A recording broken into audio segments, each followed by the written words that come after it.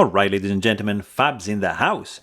And today I've got the Boker Kilo Romeo here with me for a quick review. This is a knife made in China by Boker. Very, very inexpensive. It's the Kilo Romeo, 7.75 inch long when open, 4.2 inch long handle in Paca wood, and 440 steel blade, stainless, 3.5 inch long, hollow grind, thumb stud opening, no pocket clip going on, stainless steel bolsters. That's the sound this guy makes. It is a solid sound. I appreciate when you close it. Very, very nice and elegant. I like this guy.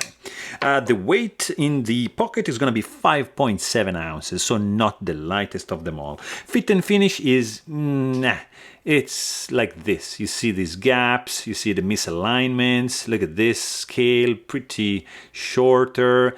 I mean, it's not there. But it's a $20 knife, so we can't really complain that much.